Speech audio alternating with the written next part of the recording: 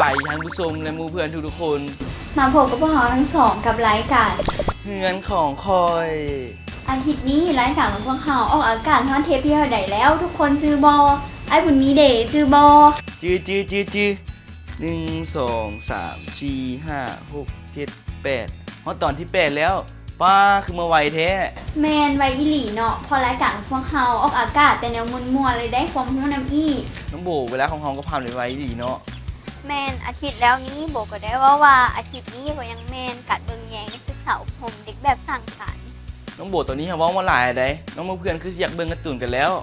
โดยไปเบิ่งการ์ตูนกันกับตอนลูกได้ยินแล้วไปรับชมและรับฟังกันเลย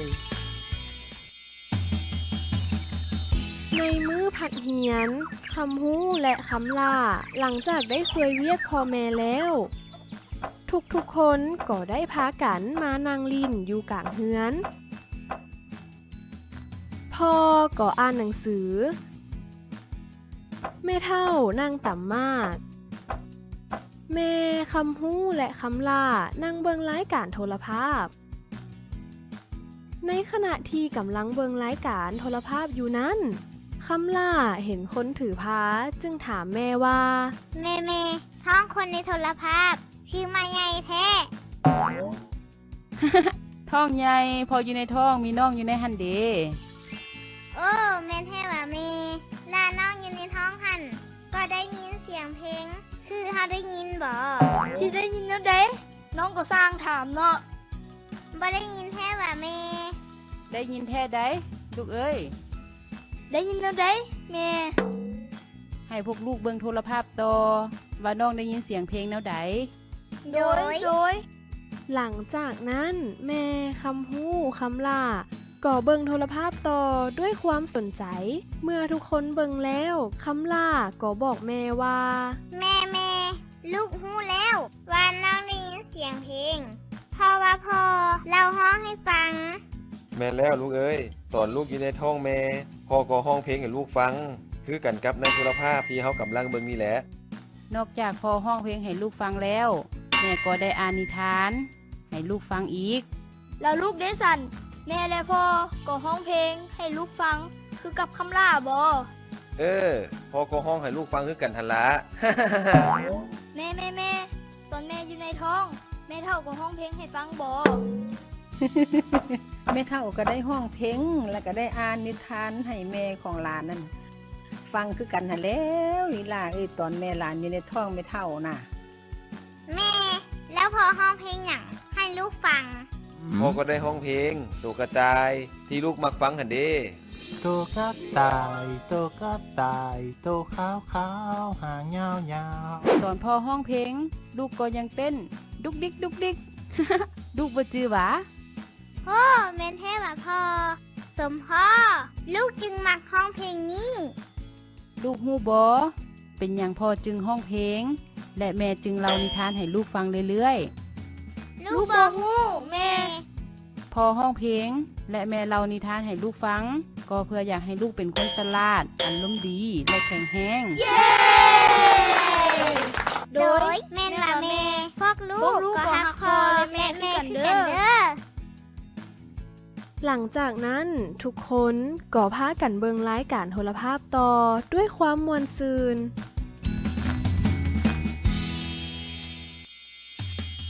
โอ้ตอนพวกเรายังอยู่ท้องแม่พ่อแม่ของเราได้เล่านิทานและร้องเพลงให้ฟังอีกแม่นแท้ได้ตอนแม่ถือพานน้องของโบแม่ก็ได้ร้องเพลงและเล่านิทานให้น้องในท้องฟังไอ้แล้วเป็นลูกหล่าเลยบ่ฮู้เด้แม่นได้เนาะตอนแรงไอ้บุญนี้ไปถามแม่ไอ้แม่ว่าแม่ไอ้ได้ร้องเพลงอย่างให้ฟังตอนอยู่ในท้องแม่นได้เนาะเดี๋ยวไอ้จะไปถามแม่ไอ้ก่อนมื้อแรงนี้ไอ้บุญนี้ตอนนี้ฮอดเวลาฟังนิทานแล้วได้ไปสินะพาน้องเพื่อนไปฟังนิทานแสนม่วนกันก่อนดีกว่ากับนิทานสอนความสัมพันธ์ของครอบครัวไปรับชมและรับฟังกันเลย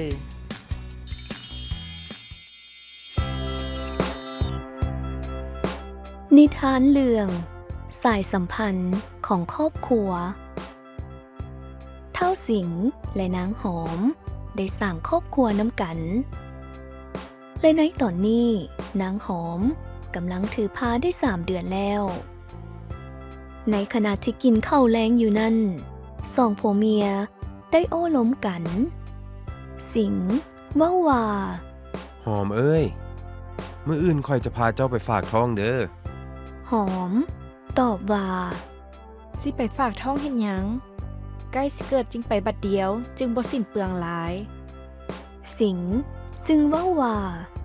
บ่ได้บ่ได้ข่อยได้ยินป้าจูนบอก ในเวลาถือพา แม่ควรไปฝากท้องอย่างน้อย4 ครั้งอยู่ห้องหมอ หอม ตอบว่า แม่นหวะค่อยละบ่ฮู้ได้หั่น เป็นหยังเฮาจึงไปฝากท้องสัน สิงห์ว่าว่า เฮาไปฝากท้อง เฮาจะฮู้ว่าลูกเฮาอยู่ในท้อง มีพัฒนาการหลายส่ำใด และแพทย์จะแนะนำวิธีเบิ่งแยงสุขภาพแม่และลูกในท้องอีกใด หอม ว่าว่า โอ้สมพอเฮาจึงเห็นแม่หญิงถือพา หลายคนในบ้านเฮาพากันไปฝากท้อง ตื่นเศร้ามา สิงห์และหอม ก็พากันไปฝากท้องอยู่ห้องหมอ เมื่อฮอดห้องหมอ ก็ได้เข้าพบแพทย์ หลังจากนั้น แพทย์ก็ได้บันทึกประวัติของนางหอม พร้อมทั้งกวดท้อง และแนะนำวิธีการเบิ่งแยงลูกในท้องให้กับทั้งสอง แพทย์ว่าว่า นางหอมเอ้ย ในระยะถือผ้า เจ้าควรกินอาหารให้มีประโยชน์เด้อ แล้วพักผ่อนให้เพียงพอ และบ่ให้เฮ็ดเวียกหนักเกินไป ส่วนผู้เป็นผัวหันให้เอาใจใส่เมีย บ่ให้เฮ็ดเวียกหนักหลาย พักผ่อนเพียงพอ พร้อมกันนั้น มันโอ้ลม ห้องเพลง และอานิทานให้ลูกในท้องฟังเป็นประจำเด้อ หลายเดือนต่อมา นางหอมก็ได้เกิดลูก และทั้งสองแม่ลูกมีสุขภาพสมบูรณ์และแข็งแรงเพราะหอมและสิงห์ได้ปฏิบัติตามคำแนะนำของแพทย์เป็นอย่างดี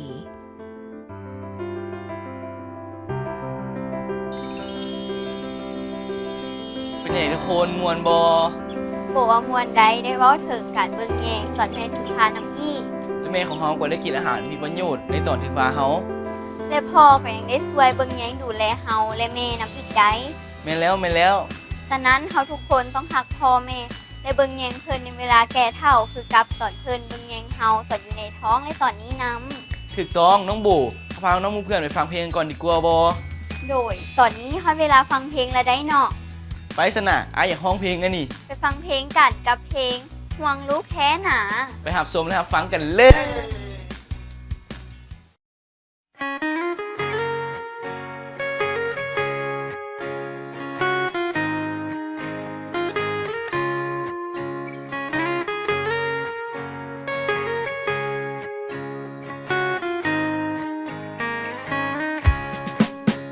ความรักที่มอบให้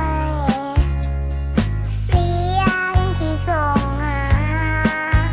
เสียงเพลงที่